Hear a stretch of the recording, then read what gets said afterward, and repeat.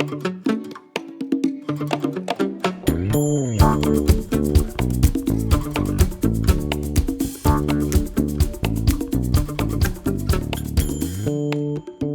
such a pleasure that we have with us, of course, the Group Chief Executive from Transnet, Madame Portia Derby.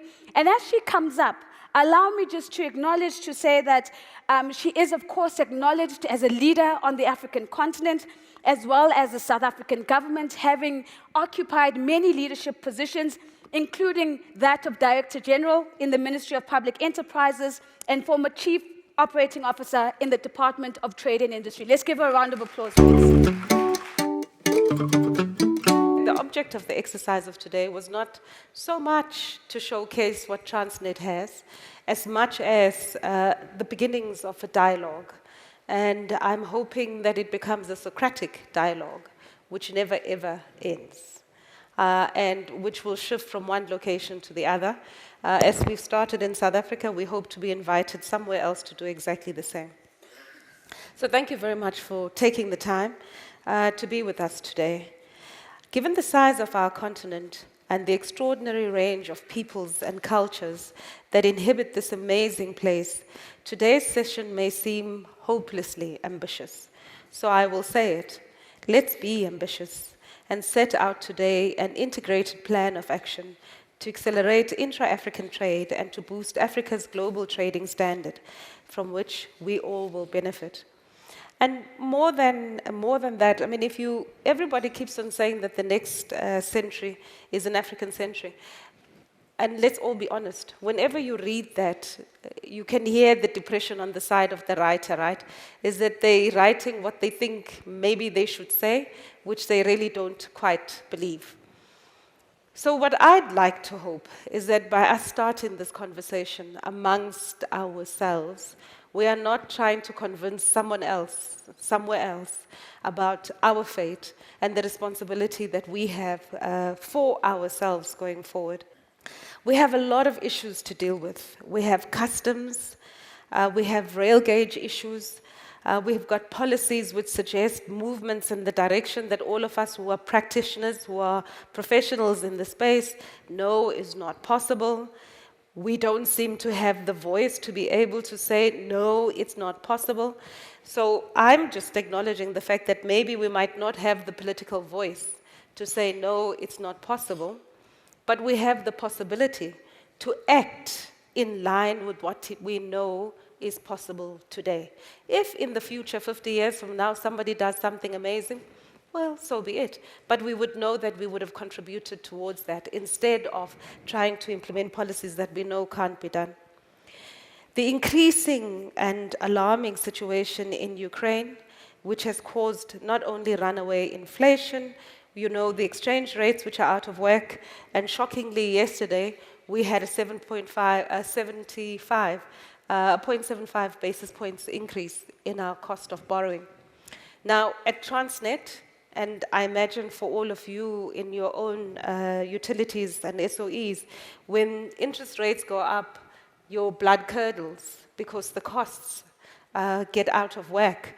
Over and above the problems of the cost of borrowing for the company is the bigger challenge of the costs that we would face as individuals ourselves.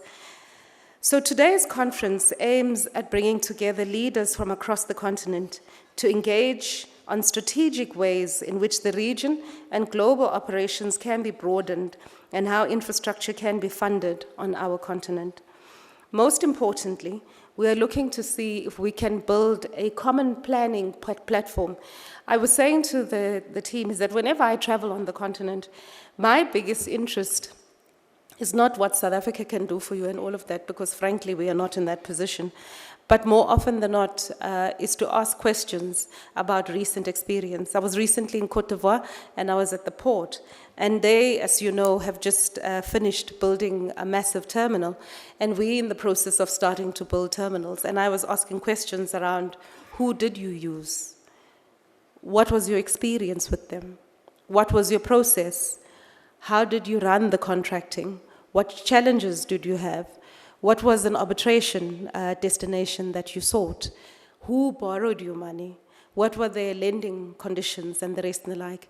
Because I think that's a lot more useful to us as Transnet, to be able to see, so that we learn as we go ahead and make sure that the teams who are responsible for various activities ensure that we take on those learnings. So I've indicated to Pepe that he better go to Cote d'Ivoire and go and listen properly as we undertake our build.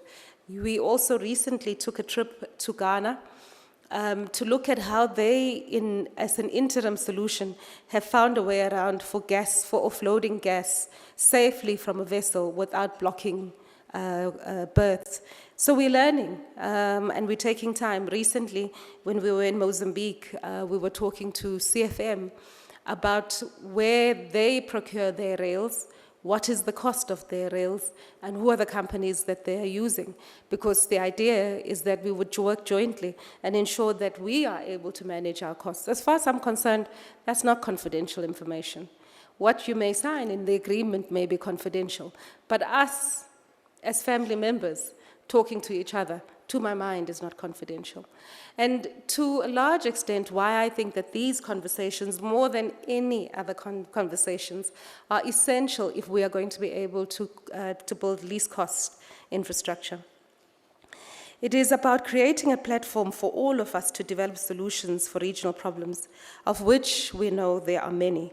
Our aim is to highlight and hopefully provide valuable insight on how we can drive short and long-term joint development plans in building integrated regional freight systems. Let me also add that it is in line with Transnet's Africa strategy, which focuses on positioning Transnet as the leading partner in the development of integrated regional freight systems through leveraging our unique experience and expertise in managing rail, ports, and pipelines. Our core focus is in our sub-region, and it's not lost on us that in the recent while, last 10, 15 years or so, we lost ground, and to a large extent, our immediate focus is in redeveloping space to get to a point where we would be able to reclaim much of the lost position. I'm hoping that during the day, you'll hear from a few people around some of the policy changes in South Africa which are forcing a change in operations on Transnet. Equally important, we want to develop joint ventures and partnerships for regional operations with entities that have aligned growth synergies. We want to be strategic partners in providing infrastructure solutions which will go a long way in solving regional problems. In Chinua Achebe's Things Fall Apart, he quotes the African proverb which says that until the lions learn how to write, every story will glorify the hunter. Let us tell our stories today. Thank you.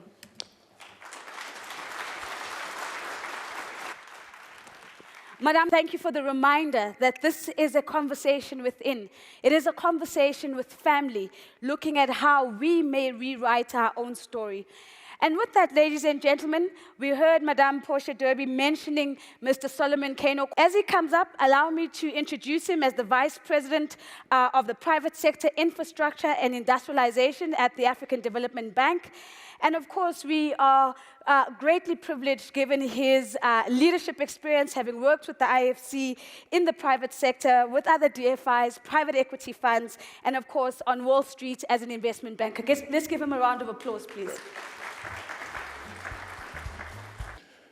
So my role this morning is to help set the context for the conference theme on promoting regional connectivity in the quest to promote trade competitiveness in Africa.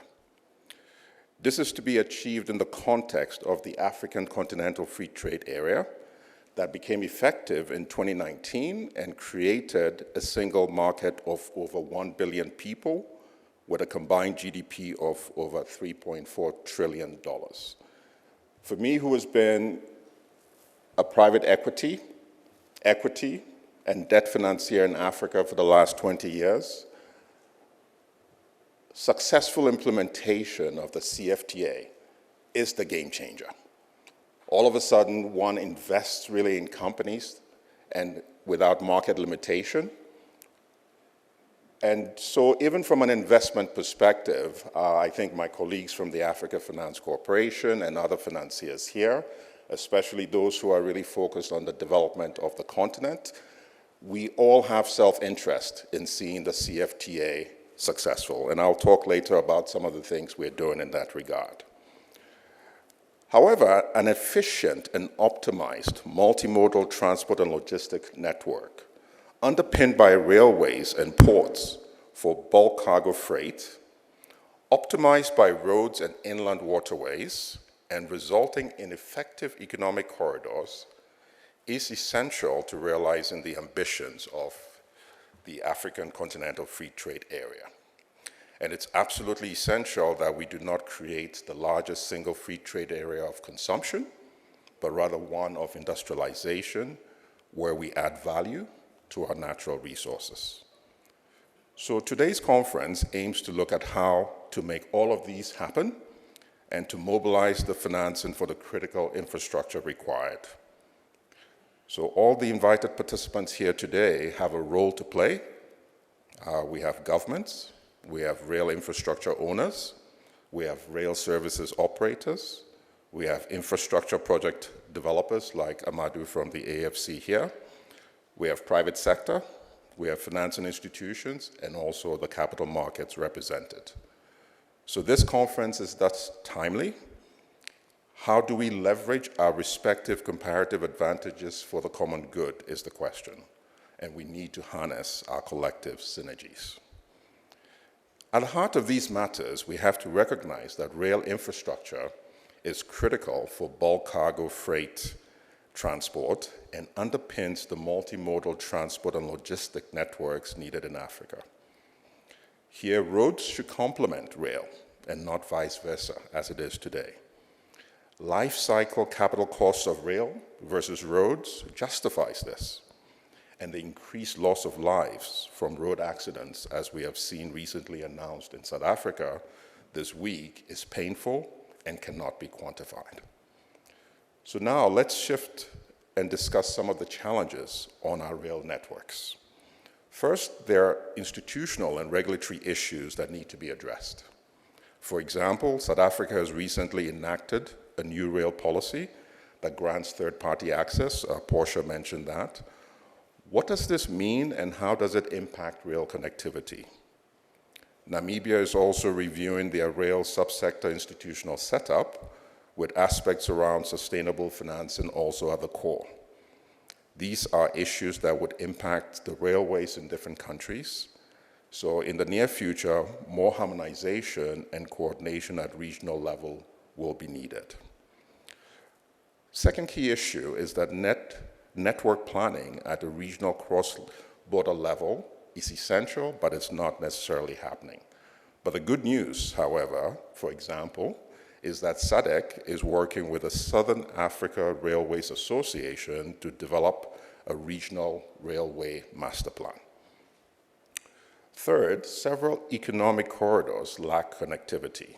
So for example, the Trans-Zambezi corridor from Walvis Bay links Namibia to Zambia DRC by road only and does not leverage rail. And there's a 700-kilometer gap that could leverage rail. Next, interoperability challenges exist with the different rail gauges. And once again, Portia mentioned this in her introductory comments. We have the Cape gauge in most of Southern Africa. We have the meter gauge in East Africa. And now we have the push for the standard gauge with its attendant significant replacement capital cost and pressure on the already weak fiscal space in most African countries. Next, underinvestment in infrastructure rolling stock, which has rendered railways relatively uncompetitive in recent times. Here we need to explore various financing models, and we need to think of this differently. For example, we need to finance corridors and not just national railway networks. We need to think PPP to leverage limited public capital, but we have to be aware of the risks that private sector will not bear. For example, we could explore public financing for the infrastructure network and private financing for rolling stock, communications, and signal. Development institutions should complement with blended financing for viability gap funding and the use of guarantees, such as partial risk guarantees, to give private investors greater confidence on governments fulfilling their key commitments and obligations. How can we leverage the significant long-term funding in Africa from sovereign wealth funds, strategic investment funds, pension funds, and life insurance investment pools, which altogether currently are estimated at about $2.4 trillion of assets under management? Here, DFIs can provide partial credit guarantees to make infrastructure financing more attractive from a risk-adjusted basis for these regional and domestic pools of funds. Governance and its adverse impact on railway operations and its competitiveness is also a concern, and I think that's self-explanatory. So all of these issues should not deter the conversations. This is work in progress. Analytical work is being undertaken to provide sound recommendations on the most optimal solutions and rail development options for rail infrastructure in Africa. So our panel and plenary sessions today begin the conversations and include discussions on the SADC Rail Master Plan, planning and building integrated freight rail systems to accelerate intra-African trade, planning and building sustainable agriculture processing zones to attract agro-industrialization, and lastly, how to drive local Africanized finance and investments. So ladies and gentlemen, the African Development Bank has and continues to play a key role in ports, rail, and road development on the continent. The AFDB is Africa's infrastructure bank and leads in infrastructure financing with a total investment of about $9 billion over the period 2015 to 2021. These investments cover mostly cross-border transport development, and the AFDB has invested to develop, for example, the Bamako-Dakar corridor, the Nacala corridor, which connects Zambia and Malawi to the Mozambican port of Nacala, and also the Mombasa-Nairobi-Addis Ababa corridor, just to name a few. We are also market leaders in facilitating agro-industrialization in Africa through our flagship specialized agro-processing zones, or what we call SAPZs. We have about 10 of them in development across Africa, including the Pemba-Lichinga SAPZ, or Integrated Development Corridor in Mozambique, and I know Cesar is happy that I did mention that. We are the champions of industrializing Africa and integrating Africa, which are two of our 5 strategic priorities. In line with this, we have provided the African Continental Free Trade Area Secretariat, led by His Excellency Wamkele Mene, over $15 million of technical assistance focused on institutional support funding for its establishment and operationalization. And my colleague Muno, who's present here, was very instrumental in the first such support. These are just a few reasons why we are here today as the African Development Bank, co-sponsoring this important conference with Transnet, and I wish you good deliberations, and I hope that this becomes an annual event, Portia, not just, a one-off, where we gather the great minds in Africa to move Africa from discussions to implementation of an efficient and optimized multimodal transport and logistics network across Africa, underpinned by railways. Thank you very much, Mr. Solomon Keynote. And thank you for the reminder that even the challenges and the issues that you bring to the surface are not to be a deterrent, but rather to be an invitation for integrated solutions for all of us. And that is the anchor of the conversations we're going to have here today. Now, ladies and gentlemen, we are now going to hear from the Honourable Minister, Pravin Gordhan. I know that he is online, so if the team, if we can just make sure that we are now projecting. And of course, the Minister is delivering our keynote address. Minister, good morning, and it is over to you. The Minister, of course, has also, in addition to being the Minister of Public Enterprises now, has twice been appointed Minister of Finance, as well as Minister of Cooperative Governance and Traditional Affairs. More importantly, we turn our attention now as he delivers his keynote address. Honourable Minister, it is over to you. From what we want to what we want to build. Because the time has come where we've got to recognize the ongoing developments geopolitically and Africa's location within that geopolitical context.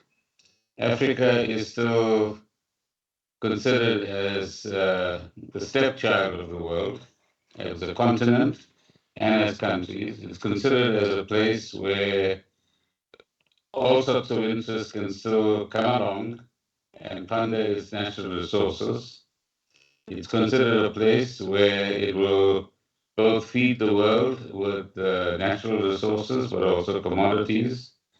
And it is time for us to ensure that we become a lot more assertive and a lot more creative about how we turn Africa from a playground for all sorts of political powers across the globe to one where there is something that we can identify as an African mission for African development, and ultimately not just for the elites of Africa, but for the 1.2, 1.3 billion people that live on this particular continent, many of whom are at the bottom of the economic pile, many of whom, even within the individual countries, do not see the benefits of economic growth, and many of whom are marginalized in the economies that obtain in their particular countries.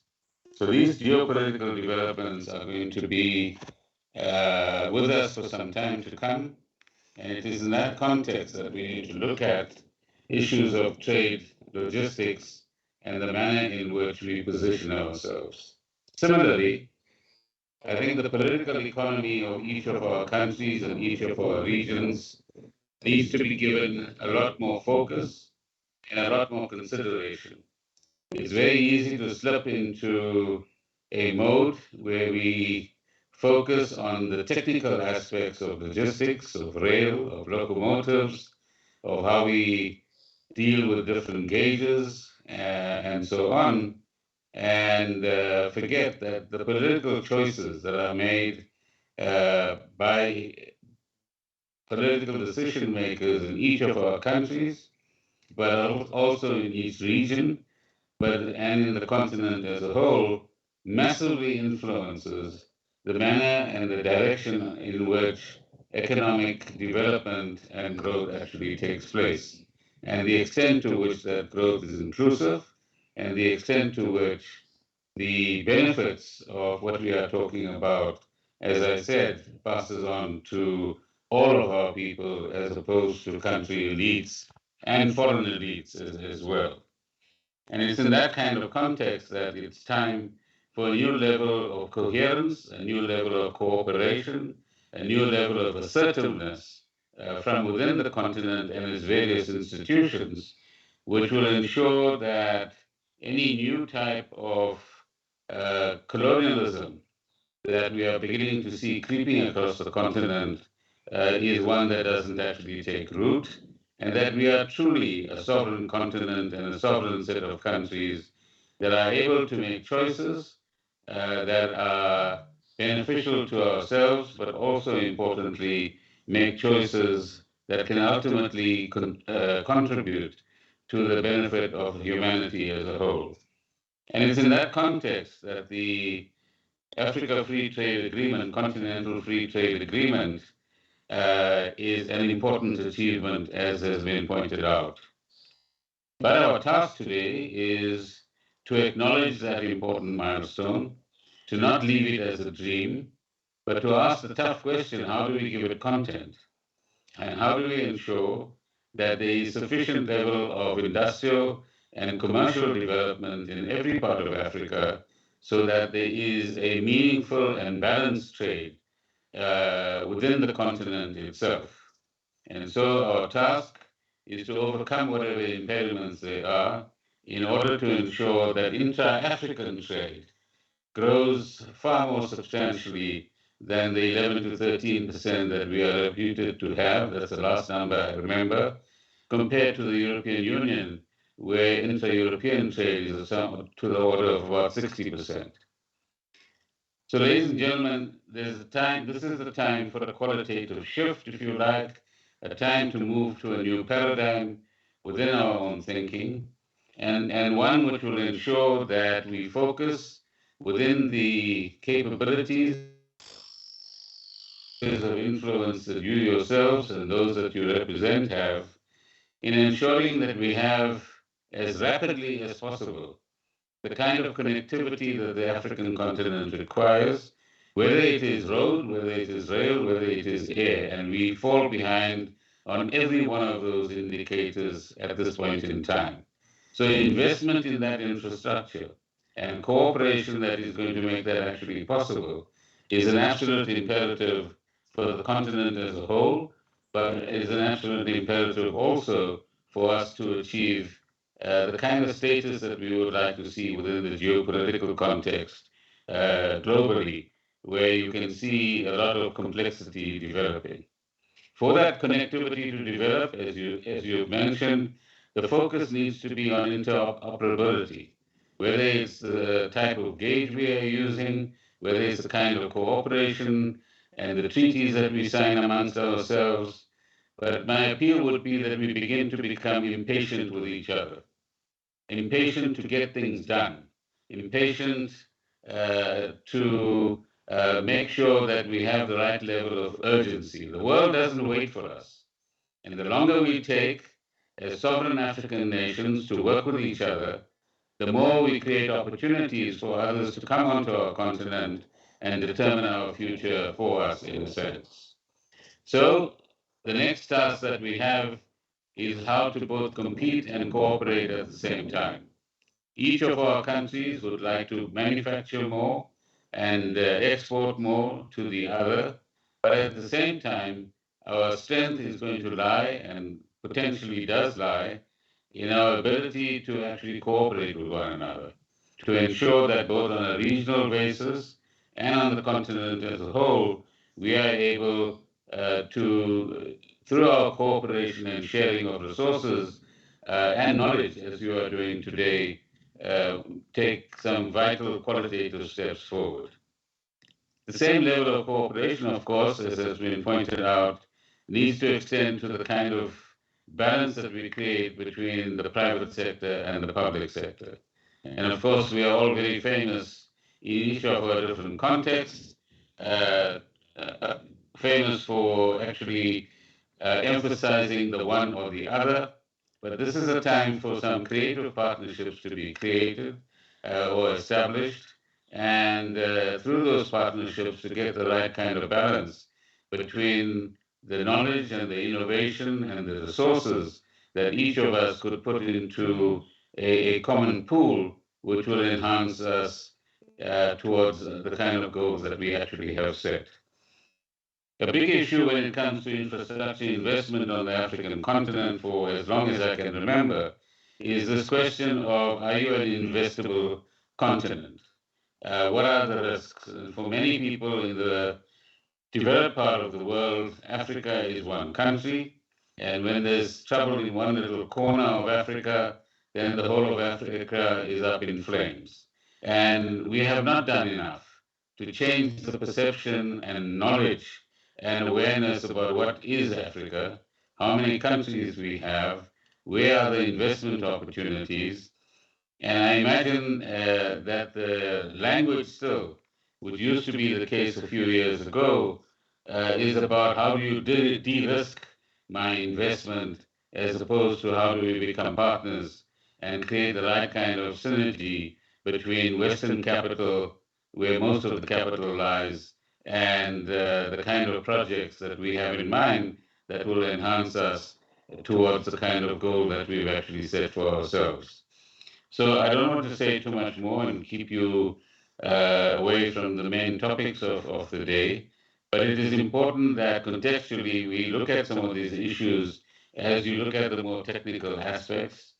And that certainly created a greater sense of urgency amongst us, develop the projects, even if it is conceptually over the next 24 or 48 hours amongst yourselves, so that we can actually say to both political leaders, but more importantly, other constituencies as well, that as this particular constituency, we are moving ahead towards a brighter future, not only in conceptual terms, but in terms of actual concrete plans and the financing of those plans, which will ensure that we have something on the ground as a what some economists have called the demonstration effect.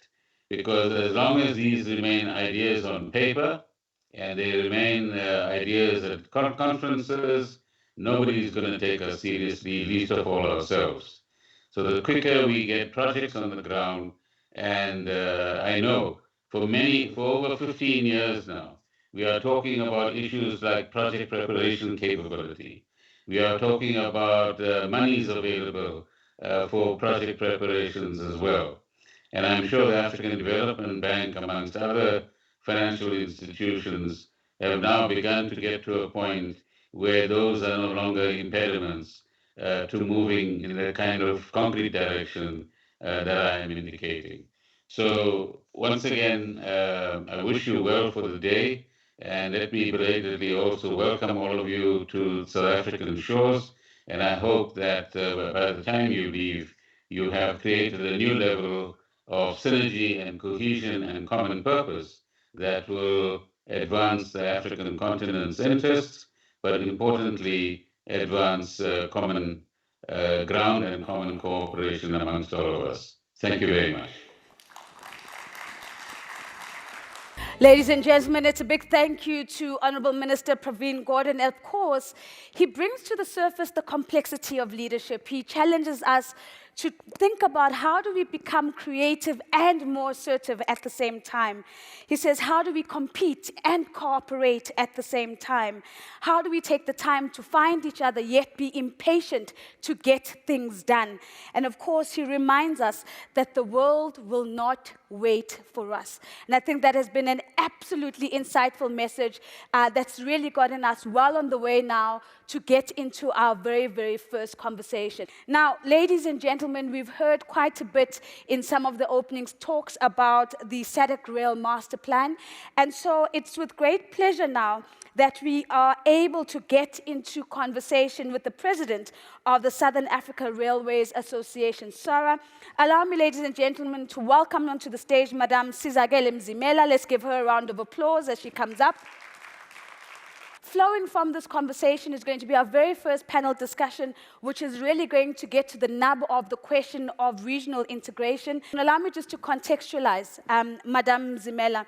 We are talking to a pioneer in a number of industries, including aviation, former CEO of South African Airways and South African Express, one of the 3 founding members to launch the first majority black-owned commercial airline in South Africa, and currently also chairs the board of cargo carriers, amongst other, so no longer on chairing the board, but still really leading the continent in terms of many leadership positions. So we're grateful for your time here, Madame. And then we're going to keep this conversation concise and to the point, because we really want to use the conversation as an opportunity to frame the panel discussion, which I know that you're going to be a part of. And maybe then to tap into your hat as the president of SARA, what is your candid assessment of the challenges facing the implementation of the SADC Rail Master Plan right now? I don't think it's any different from what we've already heard from the 2 speakers before now. I think the real issue are the challenges around infrastructure, rolling stock, the state of the infrastructure, the unavailability of rolling stock, and linked to that is the lack of funding to be able to ensure that all of those things are in place. And the challenge then is that from a funding perspective, it becomes quite difficult if we're not taking a collaborative approach as railways to try and raise that funding. Because if you look at it, we all have different parts of the infrastructure. So if I look at the South African infrastructure, you look at the Mozambican infrastructure, you look at Zimbabwe's infrastructure, you look at Botswana's infrastructure, you would find that we're not all at the same level. Yes. And there is different levels of work that needs to be undertaken to ensure that we can actually begin to take more of a corridor approach in moving some of the goods or the cargo that we need to be moving in responding to this rail master plan. The issue, however, is that if Botswana, no, sorry, maybe not Botswana, but any country in particular, would want to go out and raise funding on their own, you would find that, I mean, a lot of those projects are unbankable. Right. Because if they're standard alone, they're unbankable. So it does actually require that we take more of a corridor approach. Yeah. And corridor approach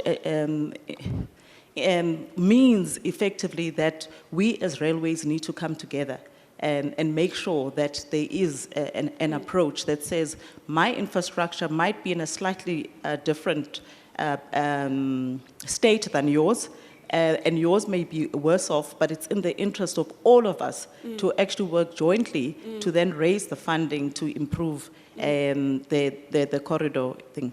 And I guess that's where SARA comes into place, because, I mean, SARA is set up to ensure that we pull all of the railways together. And there are various, I mean, initiatives that are currently being undertaken to try and ensure that we do take such an approach, which is a corridor approach. So that's, I mean, what SARA, the only challenge though is that SARA itself is currently underfunded.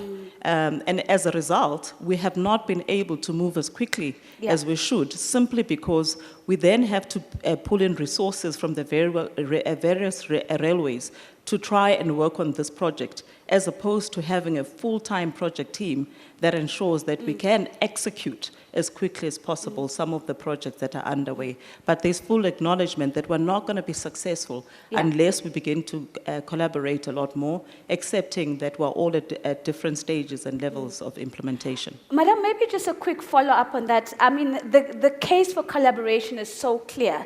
As you talk about how it will likely to open up more funding opportunities given the bankability of the projects.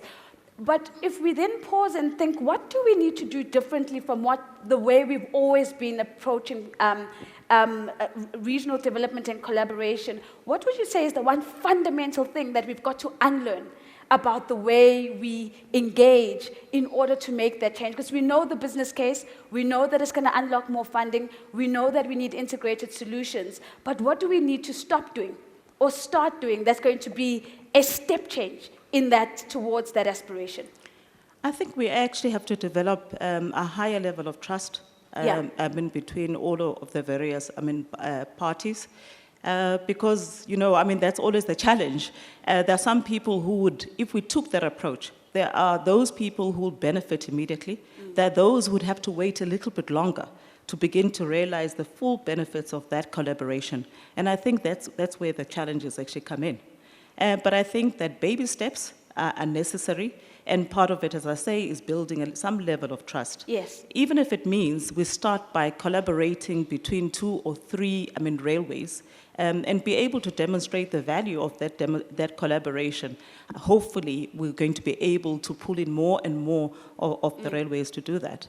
And I think that currently there are examples of that. South Africa is currently collaborating with Mozambique Railways. There are also Mozambique Railways is equally collaborating with Eswatini Railways, right now. And we are truly hoping that those are just baby steps to get us to create, a higher level of trust and confidence amongst ourselves, so that we actually realize that, look, it's not about, one person, gaining, but really focusing on the future and what the impact would be for all of us in the long term. Madam, if we pause and just take a reflective look back, we realize that there's been a history of what I would describe as an underinvestment across the board in rail. And one of the key things you raised at the beginning of this conversation is that we need to be more intentional about investing and funding behind rail. And I mean, we think about the fiscal purse and the priorities that are competing there. We look at development finance institutions. We look to a range of other places where the funding could come from. In your view, what is the greatest opportunity to really put the money required behind the industry right now that we have not yet tapped into? Well, look, I think everybody, and especially probably the people in this room, would say that they understand the importance of investing Yes. in rail and so forth. But maybe what we haven't done is a very good job of actually demonstrating that when we put in that investment, it's not about the benefit, to the railway entities, but it's that multiplier, benefit in our countries, in the economy, and so forth. Because, I know, right now that the more and more that we begin to do that, there's greater appreciation that there's an urgent need for us to actually invest in the infrastructure. I think that, we just need to improve of that in terms of how we package, the urgency for us to actually invest in infrastructure. And that it's not, money or investment that will be going down the drain, and it's not about responding to the railway industry, but it's what the rail industry has the capability to actually deliver for all of our respective countries. And perhaps my final question is to bring back the global context into, I hope I'm still audible. My final question is to bring the global context into the conversation. We heard Madame Darby and others, reminding us that we're faced with geopolitics. There's the impact of climate shocks. There is the impact of a global pandemic amongst all of these. And yet there's also the drive to implement the master plan. There's also the drive to implement the master plan. Is there a way in which we reduce the vulnerability to the shocks whilst we push on and drive with the implementation? And what might that look like? So I'm not going, and my response to that will be slightly different. When I look at what's actually happening around the world right now, I actually think that it's a lost opportunity for us on the continent. Because it might be true that pandemics like COVID affected all of us in all of the countries. But some of the things that we are now currently experiencing, such as the Ukraine war and everything else, right now, that could have seriously benefited the African continent. Sad to say, because nobody really wants to benefit, from war, but it would have. So there are a number of things that could actually be benefiting, hugely benefiting the continent and right now, had we been able to move with speed in implementing this rail master plan. So we're still so disjointed, still have not been able to derive, maximum benefit, from the plan, and hence, where it might be, and as I said, then we actually lose out on the current opportunities. So if anything, for me, it's a clear demonstration that we really need to move with speed. I think that on the continent, we're very, very good about talking about plans, and I think the minister also said that. But where we are quite weak is the implementation, because we spend more time, possibly arguing amongst ourselves as opposed to realizing that the enemy is not within, it's actually outside of our sphere. Ladies and gentlemen, can we give Madame Zimela a big round of applause, please? Thank you so much. Madam, I'm going to ask you to stay on stage as I welcome now, ladies and gentlemen, the moderator for this next session, and that's Mr. Kudzanai Bangure from the NEPED Business Foundation. As he comes up, he will then invite the other panelists who will join us on stage, but allow me just to contextualize him as he comes up, that he is, of course, an experienced infrastructure development practitioner, and part of his career has been spent in the development sector, specializing in early stage development work. So I'm going to hand over the stage to him. Colleagues, we've got a very exciting panel discussion scheduled. The topic that we have for today is planning and building integrated freight rail systems to accelerate intra-Africa trade. We've already been given a very good and well-guiding line of thinking from the Minister, who has really said, look, we need to be impatient with each other. We need to focus on what it is that we need to do in order to get things moving quickly enough. So with that, we're going to try and focus today's panel discussion on the cross-border traffic, because we really want this to be a discussion on Africa and a discussion on how each of these railways are interacting and engaging with each other in order to move more cargo between the countries and indeed for export as well. So we're going to split the discussion into three key areas.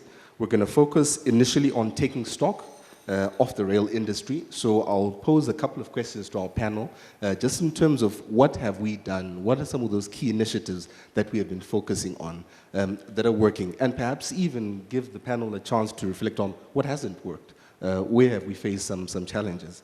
We'll then dive into a bit more of a detailed discussion on intra-Africa trade itself. This is the core of today's discussion.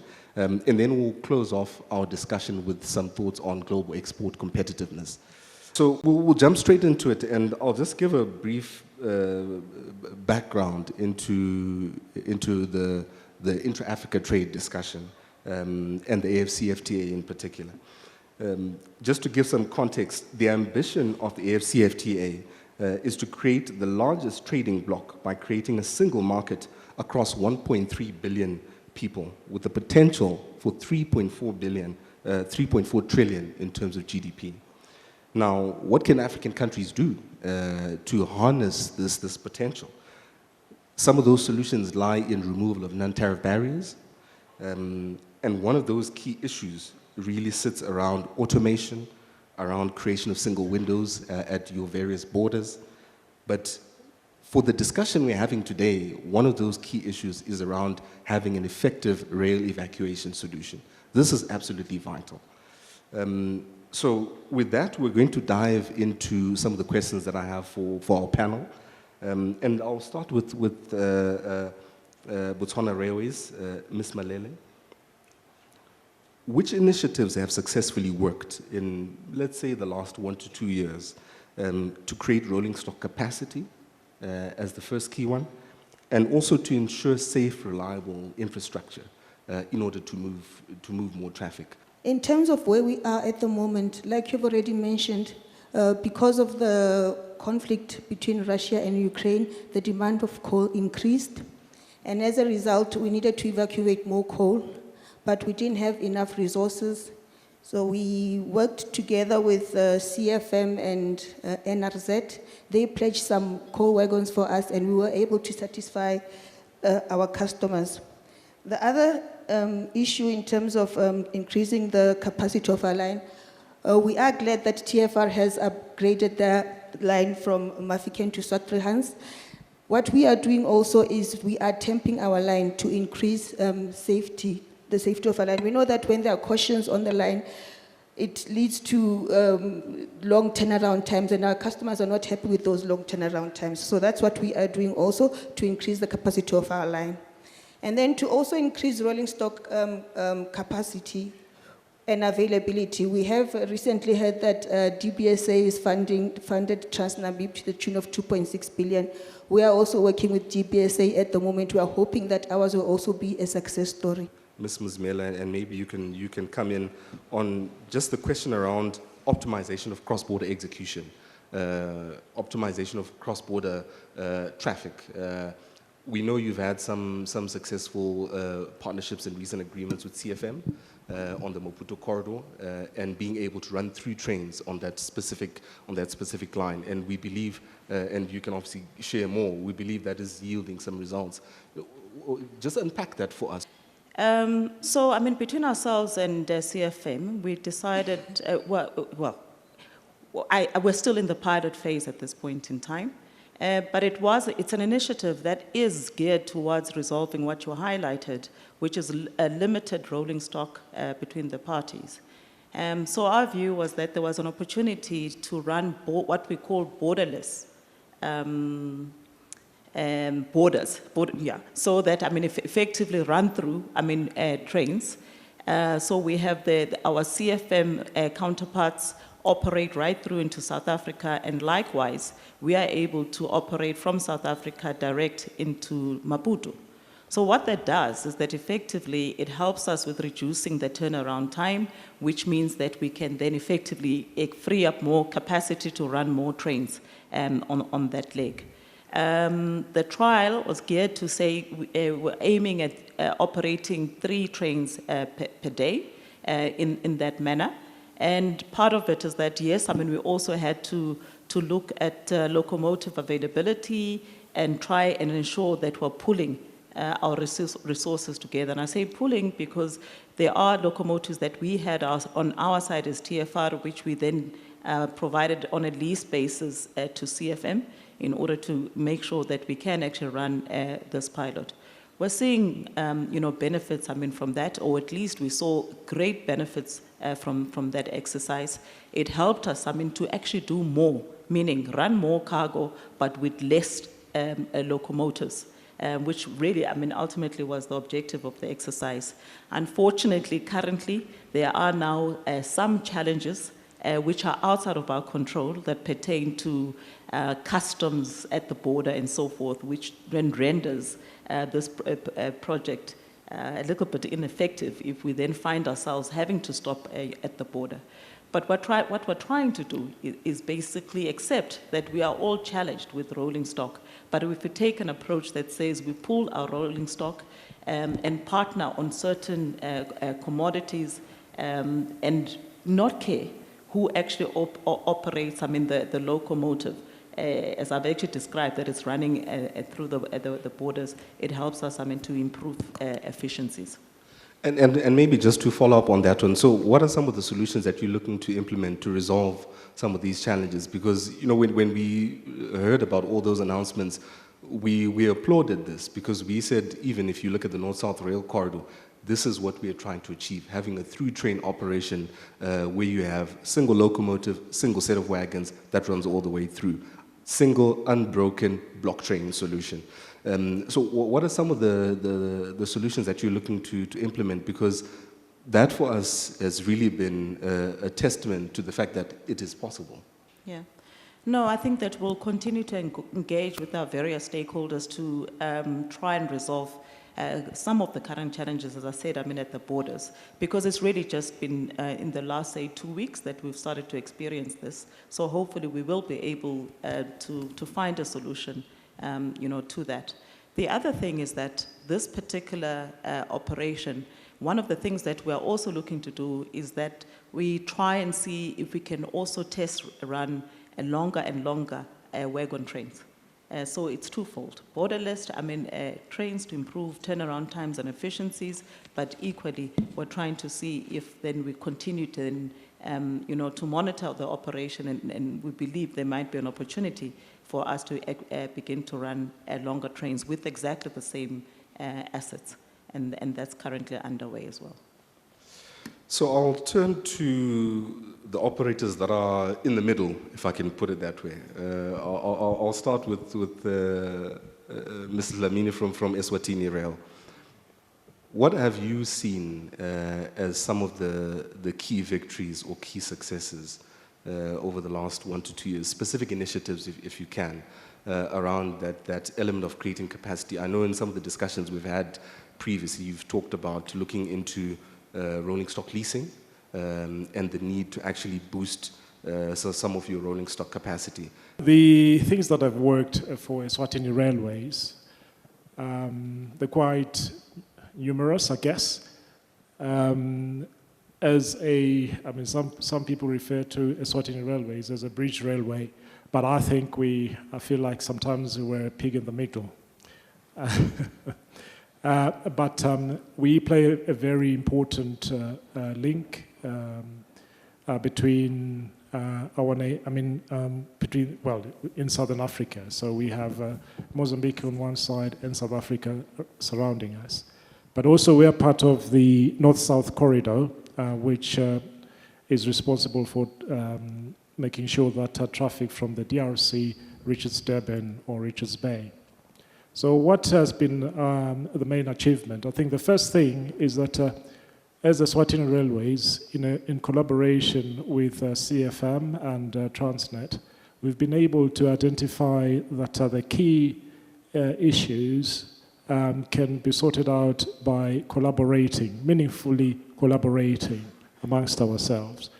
So we've been able, for instance, to sort out the problem of rolling stock to a certain extent. So for instance, I'm running traffic. We've been able to get rolling stock from CFM to run traffic through Eswatini, which we didn't have in the first place. And then also we're able to get locomotives from Transnet. So that plays a very major role in terms of satisfying the customer needs. I think the key thing here is customers. It's not about us, because the customers are what drives the railways. What we move for them is what pays our bills. We have been able to mirror what they've done with CFM, moving coal traffic through Eswatini. This is coal traffic that would have been sitting maybe for 4 or 5 days at Komati Port border, destined for Maputo Port. So what we've been able to do is to redirect all those trucks onto the railway. So there's trucks that now go into Eswatini to offload coal, and that they're taken through to the port of Maputo and for export. This has been facilitated by these resources that we've been able to get from CFM and Transnet, and also using our own rolling stock. But the demand is amazing. I mean, we started moving 8,000 tons in December per month, but now we're looking at, we're moving close to 70,000 tons per month. Now with the seamless agreement, which is this borderless service between Maputo and Eswatini, we saw a move in 1 week. So after we signed this, we signed this agreement in August the 5th this year. A week later, we were able to move about 18.9 thousand tons of coal, and we managed to get 500. This is equivalent to about 557 trucks off the road. I mean, that was a record. Even the client was very happy with that. So it just means that. It just means that just tweaking it and just getting these agreements in place and then effecting them, then it pays dividends. And also, what we're doing, we're taking care of the issue of carbon footprint and so on. So because, I mean, obviously we know that railways are probably for bulk freight, they're the best mode of transport. I'll also mention that one of the, as the Swatini Railways, that Richards Bay corridor is quite crucial, like I said, both for inbound and outbound logistics, serving DRC, Zambia, Botswana, and so on. We've been able, for instance, to also unlock, through the help of Transnet. So you can, all I'm trying to do is here to just emphasize the point of collaboration and putting the customer in the center. We had timber traffic, which was non-existent. This is export traffic to Richards Bay and then eventually to Japan. So this traffic was non-existent. All this was on road. And so we had to convince, I think it was probably the first ever time when Eswatini Railways had to go out to tender, well, not to tender, but responded to a tender because the customer was saying, we need transporters. And they're looking at trucks. And we said, well, let's put in a tender, let's put in a response and say, well, we have an alternative solution, which is rail. And we won the tender. we spoke to Transnet, said this is the traffic. So to cut the long story short, we started in June last year moving only 1,600 tons, which was a trial. And then this exporter ended up moving 9,000 tons, and that was his record. So now we ended up signing a 5-year contract, and it's growing. It's an evergreen industry. So I think, I could go on and on. Yeah, and I think I'll then throw it to BBR, Mr. Shoniwa. The issue of regaining market share and getting the trucks off the road, as Nixon has alluded to, moving from 1,600 to 9,000 tons, moving in excess of 500 trucks off of the road. On a commercial level, what are some of the key initiatives that you have managed to execute on the BBR side that are either already eating into that road market share or that are driving towards eating into that road market share?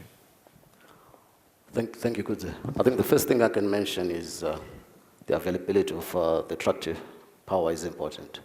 And I think we've been privileged as a business that we belong to a group, Green Road Limited, that are streamlining their business to move more into the rail sector. So we've seen the growth in the group of locomotives to 55, and they've been stepping in to make sure that as a business we are operational. This will enable us to respond quickly when there is a customer that needs their cargo to move. So I think efficiency in terms of providing the service to the customer is key. Because I think we've been having this conversation with you, Kudze, over the years, that it will be detrimental to the performance of the corridor if everyone is working in silos. So I think it's important that the North-South corridor, as it is, we understand how we can improve the movement from Richards Bay, for example, to Ndola or to DRC. So I think that regional cooperation that we are talking about is key. And tractive power is important there. And it's one thing that we have seen benefiting. When you are in trouble, who can you call to? Like I said, we have been privileged that at least we have a pool of locomotives that is available. One thing that we have seen as well that is a challenge is if there's a problem with one of the players on the corridor. For example, there's a derailment in one of the countries. We seem to be stuck sometimes because that blocks all the traffic. So these are some of these areas that we need to look at as a region to say, how can we quickly respond to make sure that we are not losing 5 days. Sometimes we've lost for 14 days whilst traffic is standing. So those are some of the performance areas that we need to look at, and we've done some things, but I believe there's still room for improvement in that area. Thank you.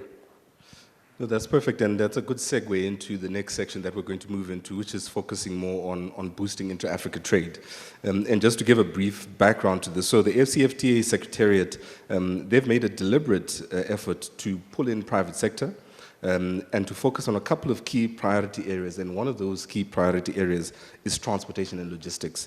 And some of the estimates they've put out is they've indicated that a lot of the interventions that should come online should add, as an example, up to $11 billion in terms of additional production and up to $5.5 billion in terms of intra-Africa trade and over 700,000 jobs to be added there.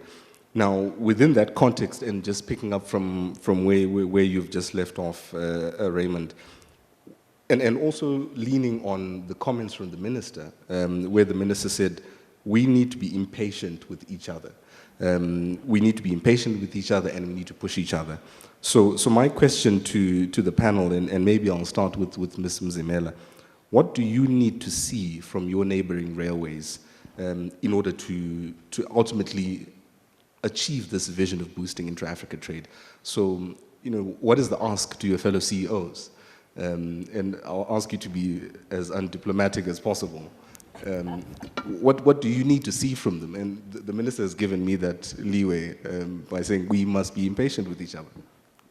The real binding constraint will still be funding, whether we like it or not. So as a start. And why is that important? Yes, we need to improve efficiencies. We need to push for these borderless trains. But improving efficiencies requires that we are at our infrastructures at the same type level, okay? Let me give you an example which leads to some challenges right now. We would be able, as South Africa, to be able to move an 80-wagon train up until the Zimbabwean border. But when we get to the Zimbabwean border, because of the state of the infrastructure in Zimbabwe, they would have to break that train down to a 40-wagon train. So as you can see, and then when you go further, by the time you are actually getting to Zambia and so forth, there is also a further reduction in the number of wagons that you can pull. So for us, as regional operators, it is absolutely critical that we find a solution to fixing the infrastructure, because that's what's also going to help us to build the efficiencies, even resulting in pricing, because everybody has an expectation that when you move goods on rail, it should be cheaper than what you actually spend on road. And there's sometimes it's a challenge, for us, to explain that sometimes it's not possible. But it's not possible currently because of the inefficiencies that we have in the system. So what would be my ask, to the other CEOs, is that really we all know what the problem is at this point in time. We all, and we've spent a lot of time analyzing what the problems are, and now is a time for us to actually find the solutions. But as I said, even earlier on, under the SARA umbrella, we're not going to be able to find solutions if each one of us still takes an approach that says, I'm trying to protect my own market. That's where the challenge is going to be. And yes, let's utilize whatever expertise that we have, as well. I must say that, we are making a lot of progress with some of our partner railways where they don't have a problem and they would come to for assistance as far as possible. In terms of the skill sets and everything else that would be sitting in South Africa, for example, they come and ask us to assist in that level. But if we continue to try and close out our markets and not reach out, not only just in, as I said, finding funding and so forth, but there are things that we can do in the interim, which is assist in whatever way that we can in improving infrastructure.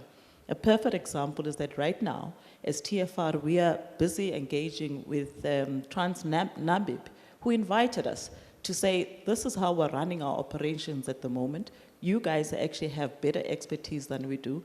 Can you bring in your specialists to try and see if they can identify areas of improvement that we can effect in order to be able to run the longer wagons and everything else. So we need more and more of those collaborations as well at that level before we even get to the point where hopefully we are able to bring in a whole lot of funding to fix the infrastructure to the state that we require. Thank you for that, Ms. Mzimela. Mr. Shoniwa, you link up with the TFR at BBD, the Beitbridge border. How do you respond to what TFR is saying? The issues of bunching of traffic, like Ms. Mzimela has indicated, they're able to run 120, 80 long wagons. It gets to the border, to the BBD border, those trains have to be split up. And we're looking to ultimately have a single unbroken block train solution running all the way through. What is your ask to your fellow CEOs? Thank you for that. I think it's a challenge that we're seeing through the corridor. Yes, sometimes we can say it's an issue of infrastructure, but it could also be an issue of coordination, I think, among the rail operators. Because it happens sometimes that at one point, one operator is functioning very well, and they have capacity that is waiting to receive traffic, and the other side has problems. So sometimes you find the bunching per se can arise not because there's too much traffic, but because maybe the way the operation is being run is such that there are delays that makes the traffic gather.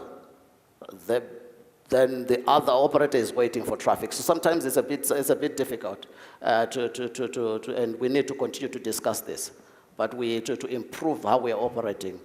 Yes, we appreciate that our line capacity is less, but there are also issues that differ in terms of the line. The issues of gradient. I'll tell you, we have two parts of the line.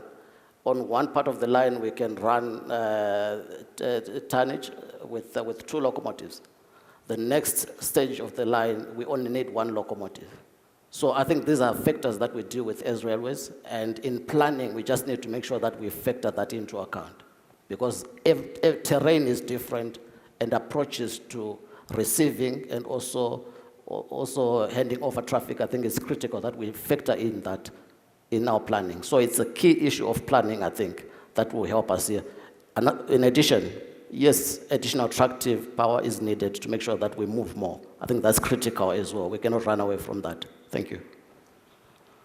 Planning, infrastructure, rolling stock capacity. Yeah. These are the 3 key issues that we're hearing. And most critically, the state of the infrastructure. Because it helps no one if those assets get derailed and those assets are lost in the process. But what are those additional areas of collaboration? And I'll throw this question to Mr. Dlamini. I think the original question, obviously, is what else can I ask my fellow CEOs? Of course. I think I'll be quite candid, Caesar. I think the main thing is to keep the customer our focus. The customer is key. It is quite painful to turn up. If I were to turn up to a train station, let's say to Gautrain, and I have a flight to catch, in an hour's time or 2 hours' time, and that service is not there, and nobody has told me about. I haven't had any notifications, for instance. So it just means that then I'm going to miss my flight and probably end up spending more money because I'll have to find accommodation, etc. So I think it is quite key that as railways that we are predictable. You've mentioned the ITP. That is our timetable. That is something that I should be able to share with my customer. If they go into my portal and they want to move goods, that information should be, rock solid. Yes, there could be, changes here and there, but we've got to inform them in time. So I think that's key. Instead of us looking inwards, inwardly, in terms of we're busy with our own systems and processes, internal stuff that the customer doesn't really care about. In financial institutions or investment houses, I'm not an investment person, but I know that there's people, you've got back of office stuff that do all the running around and all that. And what you see is the result, which is maybe shares going up. So I think that will be my contribution towards that. Now, not that nothing is being done. The fact that we are sitting in this forum here means that we're working towards collaborating and carrying out joint initiatives. SARA is a key organization or key entity. So the joint marketing, joint training initiatives, joint safety standards, joint, track standards as well, all that. So, because that sort of removes all the bottlenecks. So I think the key, my personal view of things is let's it's been mentioned over and over again that the planning, yes, it is good, but also the new strategy is called doing things. I went to CFM the other day and I saw the poster, so I thought that's the right strategy. Yeah. Thanks, Kuti. And I believe the minister also reflected on that, calling it the demonstration effect. doing things. Ms. Malele, I would have to ask you the same question. Yes. What is your ask to your fellow CEOs? Okay, thank you. My ask is for them to allow our trains to run through. Right now we have successfully negotiated with the NRZ. Our trains will be running through to Chikwalakwala. So we'll be knocking on Caesar's doors soon. We would love for our trains to run up to Krugerstop. So this is my ask for them. And then the other thing that I think should happen is for us to standardize our systems. When you look at ourselves and Botswana Railways, there was a time that we were using the same system as Transnet, and we could tell where our trains were at any particular point. But now that we're using our own system, we have to rely on them to find out where our train is. So if we could standardize our systems, that would help a lot. And then on the issue of pricing, I think we should also work together when it comes to the issue of pricing. I'll give another example. When we trialed our first train to Mozambique using the Limpopo route, we had to compromise and reduce our costs because we wanted to attract the customer. It was a trial. They were trialing for a few months before committing themselves to a long-term contract. And we managed to work together. All three of us reduced our prices drastically. So if we could continue working like that, collaborating, looking at the bigger picture, because right now the trains are moving successfully to Mozambique and the customer is now willing to sign a 3-year contract with us. Thank you.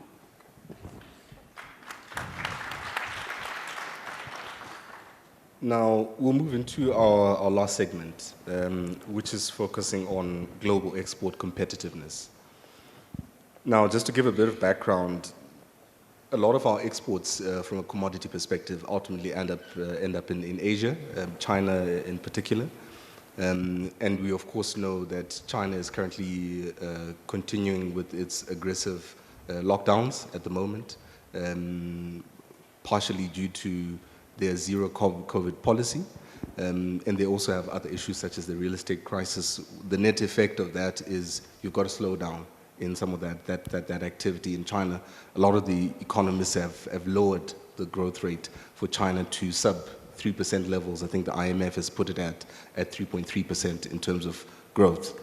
So the demand for those commodities at the moment is not high, but we expect that to pick up. And to the point that Ms. Malele indicated already, because of the tightness in the energy market in Europe, we've already started to see a pickup in terms of demand for coal. So my question to the panel is, and this is obviously relating to exports, global export competitiveness, how can we achieve greater price competitiveness at a regional level in order for us to take advantage of the coming influx of demand from a volumes perspective and the current influx already from a coal perspective? How can we, at a regional level, be better prepared for that? And maybe I'll start with Transnet, because you also control the port. You also control the port. So how can we take advantage of that? You know, whether we're talking about the magnetite that's going out through Maputo, whether we're talking about the coal, you know, what do we need to do in order for us to be able to, A, prepare better for the volumes that are coming, and B, capitalize on the volumes that are already coming to the market now from a regional perspective? Okay, you say from a regional perspective. Ultimately, it is about improving our efficiencies. We've got to improve our efficiencies, because as we improve our efficiencies, we then lower, you know, the cost of actually doing business. And improving efficiencies would probably, it's not just, you know, we'd also have to look at the input costs of anything, I mean, that we do in our operations, and look at that and see if there is a possibility to lower the cost, I mean, there. Speaking specifically, I mean, on railways, I think we've already spoken a lot about what needs to be done in improving efficiencies. But if we look at the region as a whole, it also speaks to issues such as, just trying to think out, yeah. It also speaks, I mean, to issues of, again, so we have like, there are certain pockets, I'm trying not to say South Africa, but anyway, I'll probably be forced to end up saying South Africa. First of all, I think that, by the way, ends up being the problem.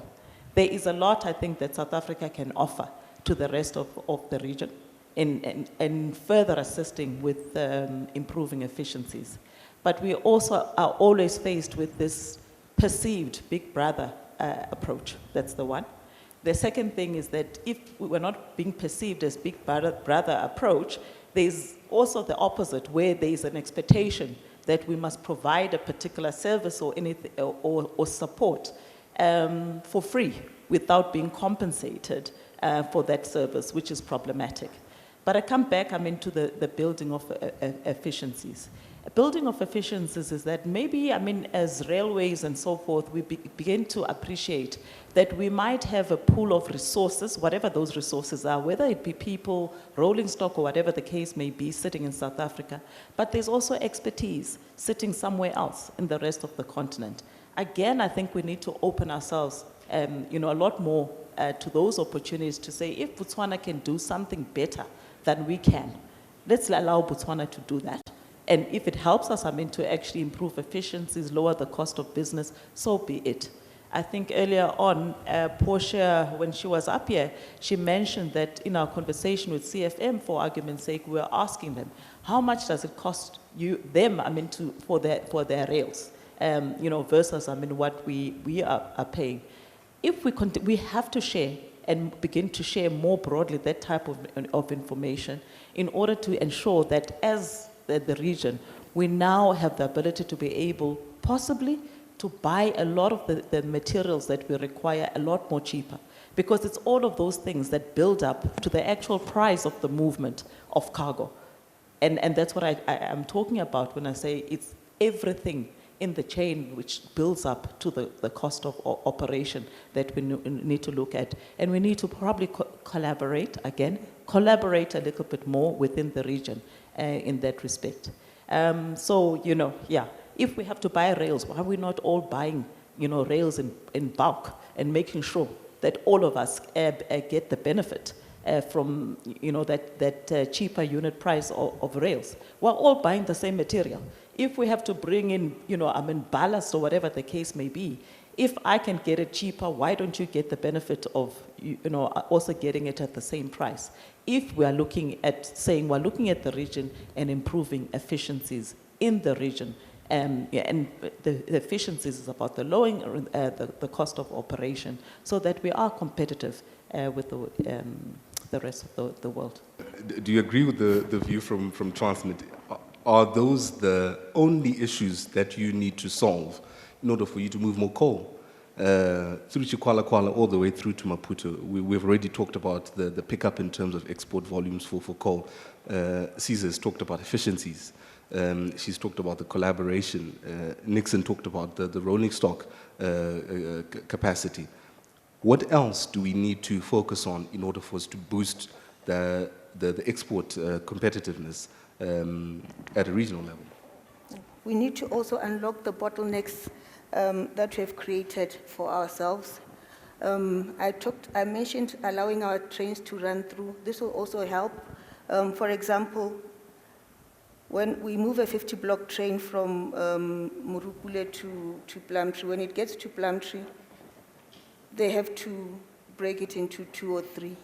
And that takes time. It increases turnaround times. But if they allowed us to run our trains through, we wouldn't need to have that stoppage in Plumtree. We also talked about standardizing our systems. And the other thing that we can do is, when we talk about running through, not just to Kuala cruise stop, we should be allowed to run through right up to the port.